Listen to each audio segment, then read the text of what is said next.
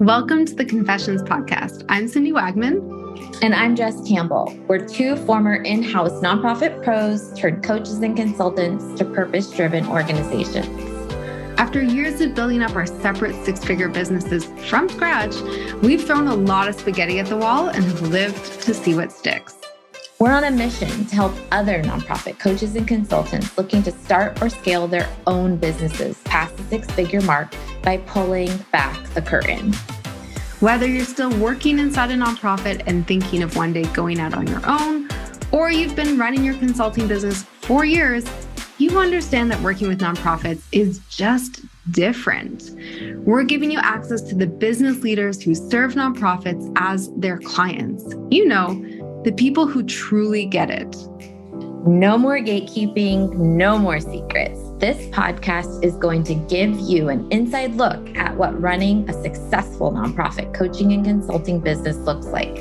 Basically, we're asking people how much money they make, how they get paid, and what has and hasn't worked in their businesses. Listen in as these leaders share their insights, their numbers, and the good, the bad, and the ugly when it comes to building a nonprofit coaching or consulting business. We're going to empower you to make the power moves that give you the income and freedom you set out to create from day one. You ready? Let's go. Hi, everyone. Hi, Cindy. Hi, Jess. We're back. We're back. It's back. All right. I'm excited, especially because today's guest, the one and only Sonia Daniels of S. Daniels Consulting, more commonly known as SDC. I love that. That's so punchy. Is here to talk about her whole journey. And as we were talking offline, I was listening to you and I was like, this has been such an evolution, because as someone that's been around the internet for a couple of years, you are someone that I've followed. And as that evolution has taken place, I was like, we need to catch up. We need to hear it. And I just find it so relatable to do this and then that, and then this, and then that. And I think that this will be a very helpful conversation to our fellow nonprofit consultants who are ebbing and flowing as we speak. So without further ado, Sonia, tell us who you are and how do you get paid? Yes. So as you mentioned, my name is Sonia Daniels. I am the founder and CEO of S. Daniels Consulting. So my firm has been established for almost 6 years. It'll be 6 years old next week, which is so just insane to just the thought process of being almost 6 years old is just absolutely amazing. And so I get paid by the firm. So full-time CEO. And so all of my work at this point in the firm is focused on growing the business, establishing just future opportunities and contracts, and lucky enough to have a really great team member that works with me that focuses on the day-to-day of the work. So just been such a great experience so far. That's awesome. Can you tell us a little bit about the evolution of the business? Again, we were talking offline, and I know it's been for all of us, a little bit here, a little bit there, ebbs and flows. And you made some interesting decisions along the way. So tell us about the evolution over these past 6 years.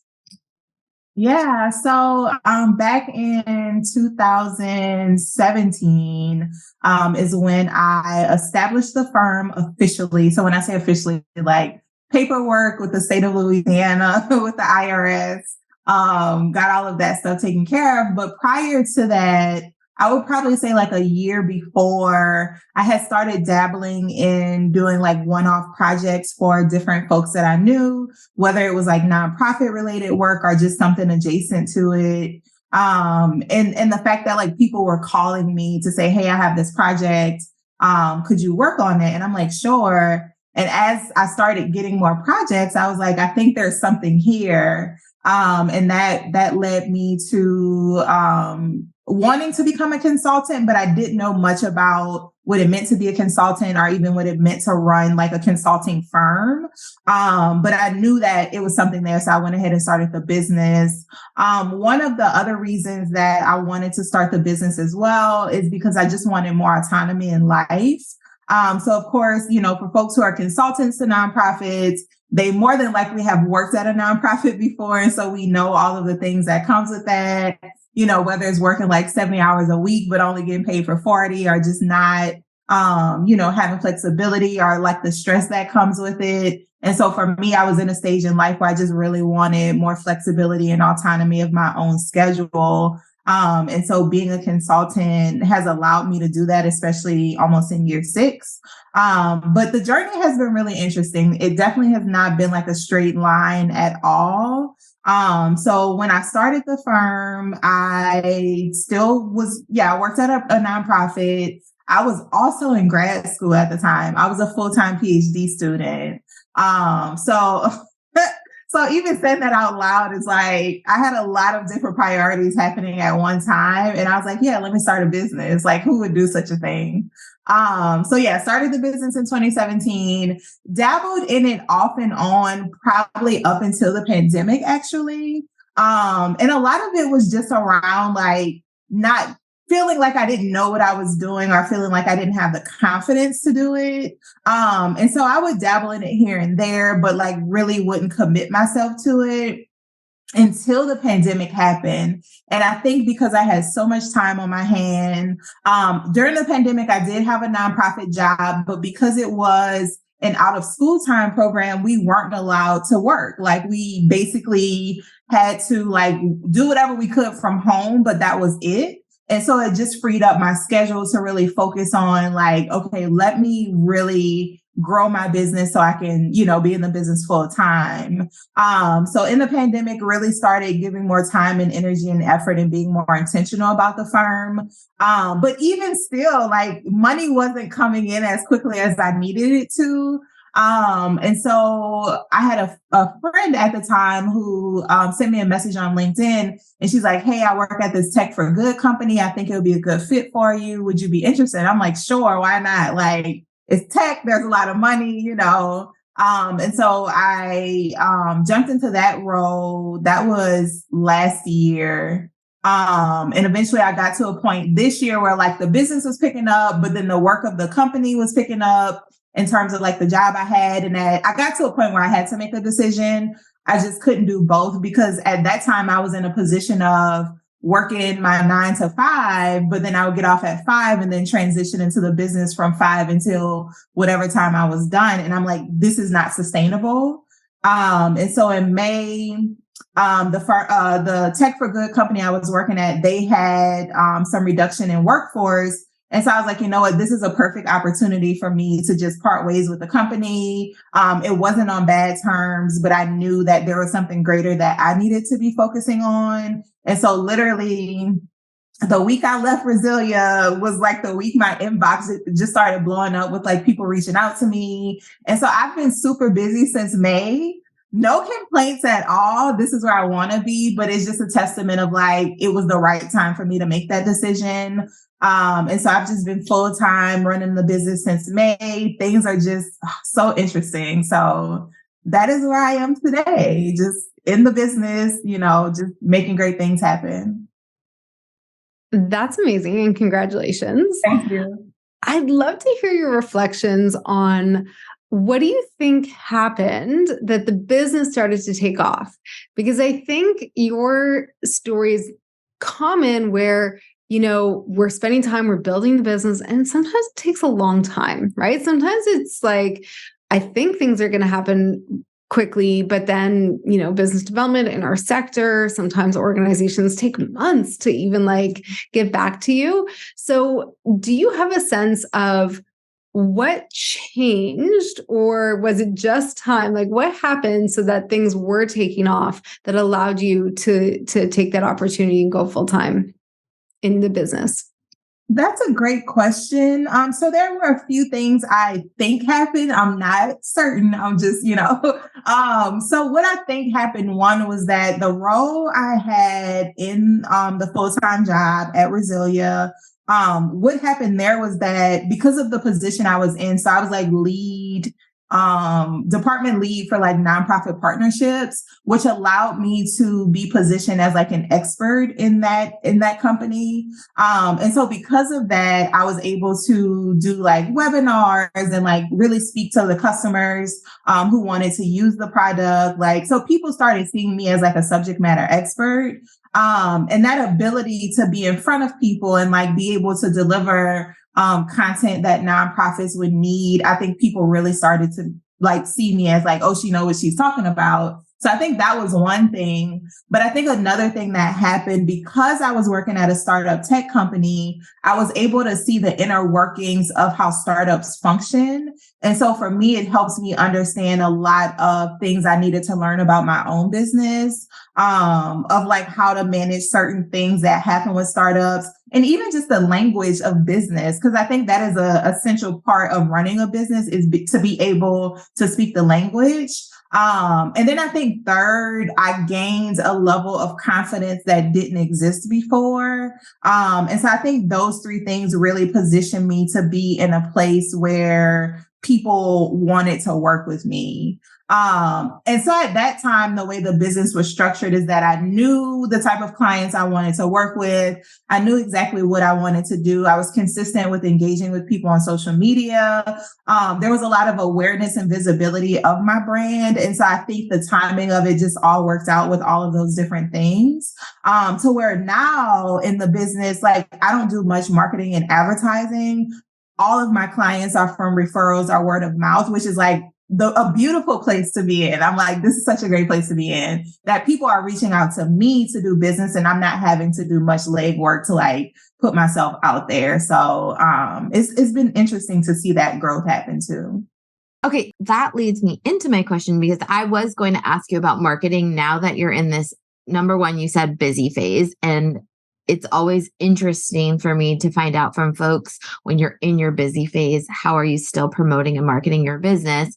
But since you said that referrals have been your lead source of new business, I'm curious if you have any process in place. Are you asking people to refer you? Or do you have a survey or a form? Are you getting testimonials in any kind of like systematic way? Or is this just like the skies have opened and like people are just doing what they're supposed to do and you've been lucky? Both answers are totally fine, but I'm just curious for the folks listening, like what is, I think people hear the word referrals and they think, oh, that's lucky. But actually it could be, no, you've just been strategic about it or something. I don't know though. Yeah, that's a great question. So I treat my clients like friends and family. Like that is just what it comes down to. And so I think because of that, it almost just becomes a natural thing of like they enjoy their experience so much they tell someone else about it. Now I do have some structures in place because my brain just functions in systems and processes. So of course, like when I'm working with a client, as we get to the closure stage of a project, we do have a project closure meeting. And I also do give them a feedback survey to understand what their experience was like. And so a part of that is usually like, if you've enjoyed your experience, please let someone else know about it. But I do believe that I think it just comes down to the relationships that I build with the people that I work with, that allows them to just go out and feel free to share their experiences about the work that we've done. I also am very intentional about making sure that my clients get what they pay for, or even, get more than they pay for. And then I think that's also a testament to them wanting to tell other people that, they enjoyed their experience and they, should be willing to work with me. I will say, though, when it comes to referrals, I don't accept every referral that comes my way. So that's also something I want to share as well, is like, even though people come to me and they've learned about their my work through someone else, I'm still very mindful of who I choose to work with as well. And so I think all of that really ties into like not necessarily having to do a lot of like marketing. I like social media, but I like to do social media in a very organic way. I guess you would call them like super fans of like a core group of like followers who engage with every single thing I post. And for me, that's enough. Like if those folks are always consistently engaging, like I don't need, a whole bunch of people if they're, not going to be active or engaged. And so, I like the content to be relatable. I want people to feel like they know me and then they know the brand. And so, I mean, that's just my approach to it. Not always systematic, but I'm like, people do business with people. And so that's the thing I try to keep in mind. Super helpful. I love it. I would love to hear a little bit more about your evolution of pricing over the last 6 years. So at the start of the conversation, when you said you kind of decided to open your business, but the income wasn't coming in, I think you used the word as fast as you needed it to. And now you said that you're super busy. And I'd just be curious if along that process and going in and working for that startup has evolved your pricing to a place that is more sustainable, or is it you've kept your pricing the same and you just have more clients? What does the structure look like from, 6 years ago to today? Yeah. Oh my God. That is such a great question. So I will preface and say there's a lot that I'm still figuring out, but so year 6 are going into year 6. So this year will be our first 6-figure year, which is like, to me, just like such an amazing place to be in. And then 2, the fact that like when you read about businesses, a lot of businesses don't make it past year 5. And so for me, it's like, I'm in two places where I'm like, oh my God, like I've made it past year 5, but then I'm also, bringing in more revenue to sustain the business. And so, where I was 6 years ago is that I had no idea about pricing. I didn't know how to charge people. Like I literally, if somebody would say, oh, can you do this workshop for like $200? I would be like, yeah, sure. No problem. Cause I just was like, oh, you want to pay me to talk? Like I'll take it. But where I am now is that I understand a few different factors. So one, I understand that my credentials carry a lot of weight. So I did go to college for a long time, and as a result of that, I feel like that in itself positions me to be seen as an expert in the field. And so because of that, that allows me to charge market rate, if not higher. So right now, market rate for consultants is about around $250 or a little bit higher, $250 an hour or a little bit higher. And so for me, I do have flexibility to be able to charge that depending upon the type of client that I'm working with. So if it's a nonprofit and they don't have a huge budget, I'm flexible there because I still want them to get what they need to move their work forward. But when it comes to corporate clients, I'm like, I know y'all have the budget, so I'm going to charge like my max price. And then also too, it means knowing the numbers of the business, right? So like knowing how much it takes to keep the business afloat. So now it's not only me that I'm having to pay, my salary, but I also have a team member as well. And she's dependent on me, for her salary as well. And so it's just like keeping those things in mind also, but then also thinking through like, how do I want the business to scale and grow and how much is that going to cost? So like right now I'm in a space of knowing at some point in the spring, I'll need to bring on probably an associate consultant to step into some of the day-to-day things that I'm doing so I can fully be focused on like the visionary piece of the work. And that's going to cost money. And so it's like when I'm thinking about potential contracts and opportunities, I'm also thinking about, okay, I have this to pay for, this to pay for, this to pay for. And so where I am now is that, so like, for example, I'm in the middle of a strategic planning project. And so this project, the contract is $25,000, where in the past I might have only charged like $5,000 for it. I think the difference between then and now is knowing how long something will take me to do it, how much effort I have to put into it, whether it's like, consistent meetings with the client, just like my time that I'm exchanging for, money. And then also how much time my team member is spending on projects as well. If I need to purchase like new softwares or any new things to like support the project. So knowing all of those things also helps me understand how much I need to charge when I, am working with a client or doing a proposal. So that's kind of where I am with pricing. I will say there's a lot that I still need to figure out, especially now that I'm in this like scaling phase of the business.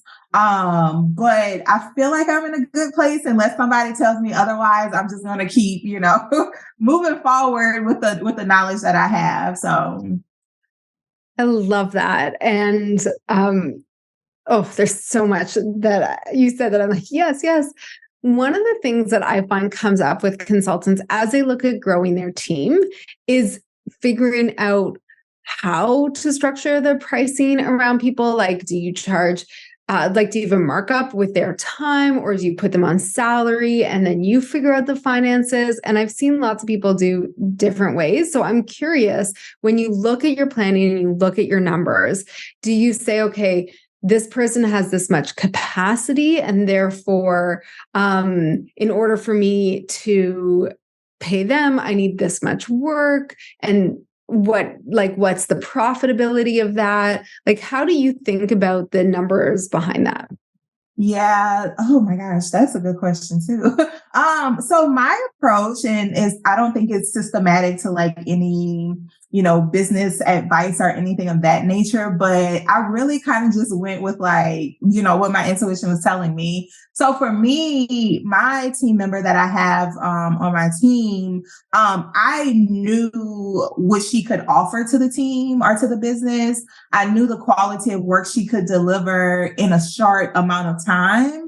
And so because of that, because she had flexibility on her end, and then I was willing to kind of meet her where she needed me to meet her at, we essentially started off on a contract basis. And so I really wanted to see how we would mesh together, but then how she would navigate like my firm being a startup and some things are still not figured out, but then also how she would work with like partnerships and like client relations and all of those things. And so really it was like a test run to see how everything would work together.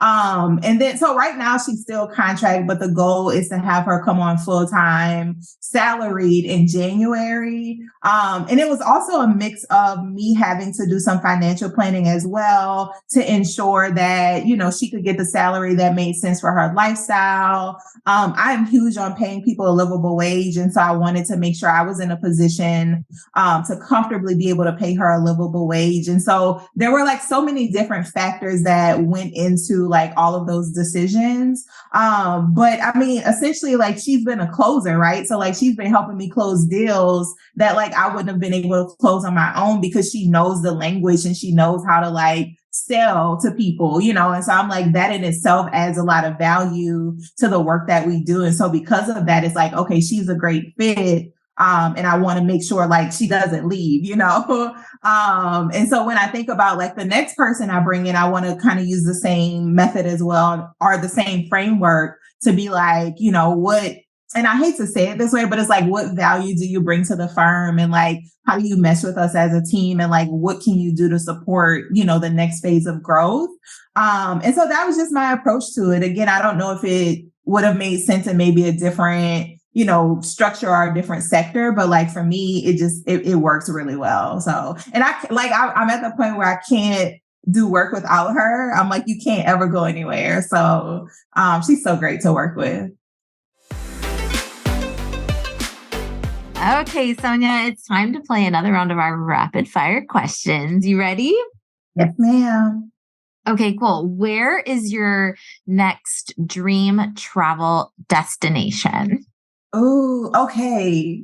Iceland. So I am obsessed with the Aurora Borealis, aka the Northern Lights. So either Iceland or Alaska, but I haven't decided yet. But it needs to be next year, like ASAP.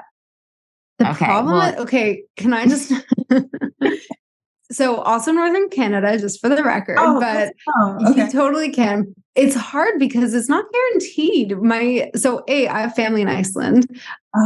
We're not Icelandic, but married into Icelanders. It's not guaranteed. It's like you plan a trip and it's like, you could or you couldn't. My brother wants to go with his family. So I'll let you know. Okay. Good to know. Yeah, it's definitely very dark if you go at that time of year. Okay. That's yeah. Okay. You just mentioned being a foodie on the podcast. What is your favorite Southern dish? Oh, favorite Southern dish? I'm probably gonna go with boiled seafood. I mean, that's a staple here. But specifically from Louisiana, because we have a certain way of cooking it that other places don't. So it has to be Louisiana boiled seafood. So like crawfish, shrimp, crabs, potatoes, corn, all that good stuff. It is so good. I Yeah. had the pleasure of going to New Orleans earlier this year and it was so good. Yeah. Okay. And my last question is, since you are a woman across the internet, what is a good social follow? Is there an account? Is there an influencer? Who do you really go to for laughs, giggles, inspiration? Oh man. So do I have a specific person? I don't know. So I'm going to say, I don't have a specific person, but I'm going to say I love TikTok. The energy on TikTok is different. Like people are funny. Like I will watch a video and then read the comments for like 30 minutes because people are hilarious on TikTok. And it's so different from Instagram where people are like just upset in the comments. I'm like, y'all, calm down. So This yeah, is social. favorite. Yeah. Can I just share, because I just discovered this thing on TikTok. It's a show called Taskmaster, and it's the New Zealand like version. It's hilarious. I just discovered it and my kids and I watch it and it's really funny. So Taskmaster NZ, like New Zealand, highly recommend. So I'm hopping into these rapid fires because there's so much commentary today. But I concur. I too like TikTok, mostly as a consumer, not so much as a content producer, but it's good. It's good. Okay. Thank you for playing. Yes.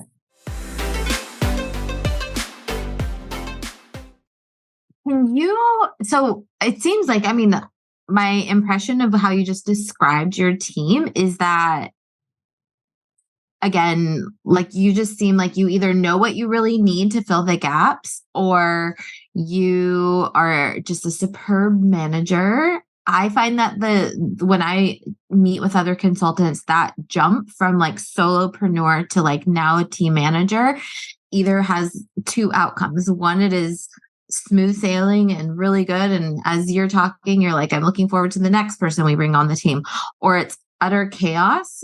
And so I'm just curious for folks listening in to, again, like any systems or tips or communication preferences that you have to ensure that smooth sailing. I'd also love your just feedback on like expectations, because I know whenever we bring a new person into the fold, there's like a training period and they have, yes, they can hit the ground running, but there's also like, that can be great but it has to be messy and you sometimes have to like slow down to speed up, I guess what I'm saying. So I'm just curious, like, since again, this has happened in the more recent terms of your business, like what did that look like bringing on a new team member? How have you onboarded them? How have you ensured a smooth process? All the things while keeping your momentum in your business going. Yeah. So for me, I like to consider myself very self-aware of how I function, not only in the workplace, but also like as a leader of a company. And so a lot of that is understanding like what I'm really good at, but also being honest about what I'm not good at. And so one of the first things I recognize is that like I'm not good at sales. And it's not because I don't understand how it works, but just like I get caught up sometime and like not want, I don't know. I am just not a good salesperson. And so because I am aware of that, I wanted to make sure I had someone on the team who could close deals like without even like hesitating or being anxious or nervous about it. And so I'm saying that to say it required a lot of honesty about what gaps existed in myself. To know like how to find someone to fill in those gaps. Another thing that my team member does really well is the way we communicate with each other. Oftentimes she is able to read between the lines, which is so impressive. I talk a lot, but I'm not always clear about my communication. And so when I realized we also worked really well together when it comes to communication, I love the way that she holds me accountable, like she calls me out on things and like I'm okay with that. And so to answer your first question, it starts with like us as people, like we have to be okay with like recognizing what we're great at, what we're not great at, and then allowing someone else to fill in those areas. And so even as I think about like the next team member, now I'm starting to think about, okay, what gaps do I have? What gaps does she have that we would need a third person to fill in those gaps as well? And I think if we can keep that method going, I think we're really going to start to build a really beautiful puzzle. So that's just really been the method for that piece of it. And so what I also loved about her in the work that she does is that she was familiar with the startup environment. So she was familiar with environments that weren't always like super structured. There might have been things that still needed to be figured out. And so because she also had that knowledge, it was easy for her to come in and be like, okay, I see gaps in this, I see gaps in this, and I can put it all together. So like right now, a lot of the work that she's doing outside of like special projects is also like helping me build out processes and procedures that might have not existed before. And it's not that I'm not capable of doing it. I just don't have the time to do it. And so I am not opposed to like someone else using their knowledge and expertise to fill in those areas. Which is also like a personal thing for me as well. Like I don't have issues with like someone coming in and helping me figure out how to make the company better. So that's really how we've been working together. I think in terms of expectations, I might need you to ask that question again. I don't know. It was a long time ago, but but if you're okay, I kind of want to go in a different direction. Okay. Unless, Cindy, you have anything else you want to ask about teams? I did, but I forgot. So we can all forget something and yeah. keep going. So one of the things that I wanted to talk to you about is because I know you like across all social channels. And I think it's really important for people to know that like, this isn't the only part of your life. Mm-hmm. Meaning I know that you're big on travel. I know that you encourage people to do solo traveling and all of these things. And it sounds to me, or it looks at least from the outside looking in, that you lead a very like life first business. That's kind of been this theme today in some of the conversations Cindy has had. And I know that when you are a business owner, that is so difficult to do. And so I'm just curious, like, how do you balance? How do you manage? How do you prioritize? How do you carve out time for the other things that you're passionate about that maybe don't have anything to do with your business? Yeah. Oh, that's so good. So it starts with mindset, right? So one of the reasons I left corporate was because it was hard for me to agree and fall in alignment with like the typical like workforce, like corporate structure of like 9 to 5, 40 hours a week for, 5 days. It was hard for me to really like, it just didn't feel right. Like I'm a person who's big on like vibes and stuff, and it just didn't vibe with me. And so I knew going into my business that like I wanted to not have a traditional corporate structure. So the first was like starting off with like remote first work. So I'm fully remote. My team member is fully remote. She's in Florida. And so we work so well together and we have not worked in person with each other. And so that allows her to have the balance that she needs in her life. I know she has a young kid and then she's expecting. And so it provides her with the ability to focus on her family first, which I absolutely want her to do. And then even for me, as I think about like the potential of like having a family in the future, I am structuring my business to where it allows me to be able to focus on the things that are of a priority to me. Because the work will always be there. Like it just is what it is. The work will be there, but there's things in life that, you know, you need to focus on. And so for me, one of the things I love about the way I've structured the firm is that, so my sister, I have a nephew, which he's like one of my favorite people. And then she's also expecting another child in a few weeks. And so for me, my business has allowed me to have the flexibility to spend time with family. Like I've been able to watch him, you know, grow from day one because I'm not in a position where I have to ask for a day off or like put in PTO. Like I can cancel or reschedule a meeting when I need to, you know? And so it's like just having the ability to do that takes a lot of stress off of life.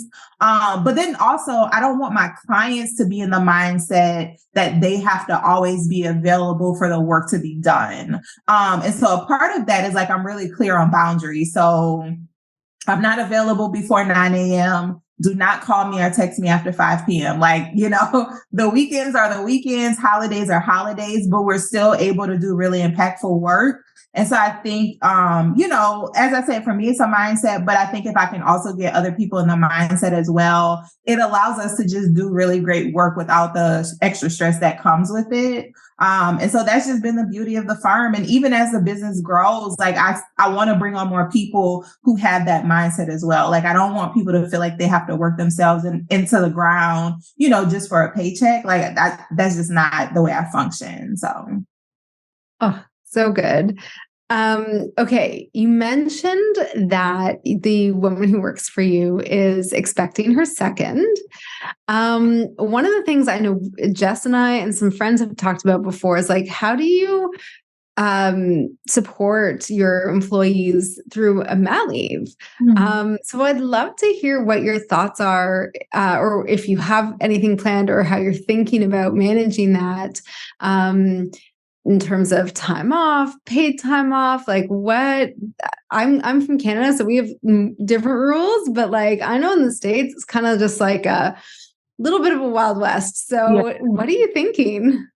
Yeah, that's a great question. And so ideally what I would like to happen, we haven't really sat down and had a lot of conversations yet, because it's still pretty early for her. But as so we're going to do some strategic planning between November and December and really think about the next year. And so I'm sure that that's going to be a part of the conversation. And so ideally for me, so I am a giver by nature. And so ideally what I would love to happen is that she is able to take as much time as she needs with her family and I am able to still compensate her. Like that is what my goal is. But I want to do what makes sense for her because like I mentioned, I want her to come back. And so whenever we sit down and talk about it, I'm sure we're going to talk about how much time she wants to take off, and then talk about what that compensation will look like. But for me, I want to be able to still pay her while she's not working. And then in addition to that, be able to bring in another person, whether it's contract or even someone to just fill in a new role that can support the work that she typically does. But when it comes down to it, I just want her to feel supported. Like, I don't want any extra stress in her life. Like, I don't want her to feel like things are going undone because she's not here. But I want that to be a special time for her and I don't want to interfere with that. So I know that's like a very kind of like, you know, just rainbows and sunshines answer. But I mean, that's really, because so I'm not a mom yet, but I think about like, what would I want? Like if I was a mom and I had a job and like I needed time off. So like for me, it's just thinking about like, what would I want? And then I want to offer that experience to someone else. That's so beautiful. And Jess and I are rainbows and sunshine people too. So we're here for that. Oh my goodness. We're running out of time. So I want to ask our favorite question, which is for a juicy confession. So share with us your business or business adjacent confession. Oh gosh. Business confession. Most days I wake up and question why I started a business. I'm like, what did I sign myself up for? But on the flip side of that, my business is great because I'm doing a great job at it. Like that is just what it is. I am an expert in this field. And so that is like, I am seeing the fruits of my labor. So that's my confession. Because sometimes I try to be humble. I'm like, no, don't be too humble. No, I definitely love don't. That is amazing. And yes, I think like while we're sunshine and rainbows, I feel like, we can brag, we can be, celebrate our success. So I love that. Sonia, where can our listeners connect with you? Where do they find you online? Yeah, so LinkedIn, of course. So I have my profile on LinkedIn under Sonia Daniels, PhD. So love connecting with people on LinkedIn. And then I also have a business page on LinkedIn as well as Daniels Consulting. So please connect with me there. And then I have a business profile on Instagram at as Daniels Consulting. So I believe those are the only two places in terms of like business. Now, personally, I'm all over the internet. So Instagram, TikTok. I'm just kind of randomly posting, just like Jess said, my travels. I'm also a foodie. Louisiana is a great place to eat. So I'm always somewhere eating. But yeah, that is where folks can find me on the internet. Amazing. Thank you so much for joining us today and for sharing all of the behind the scenes of your business. Thank you Thanks, for having Sonia. me. Thanks. Thank you again for listening to the Confessions podcast for nonprofit coaches and consultants. If you enjoyed today's episode, which I sure hope you did, you can show your support in one of three ways. Number 1, post a screenshot of this episode to your Instagram stories or LinkedIn profile and tag Cindy and I so we can repost you. Number 2, share this podcast with a fellow nonprofit coach or consultant. And number 3, leave a positive review on Apple Podcasts so we can continue to grow and reach new listeners. And of course, make sure you subscribe so you can get the latest and greatest interviews as they drop every Thursday. And to our fellow nonprofit coaching and consulting friends, remember, we're an open book and here to answer your burning biz questions. See you next time.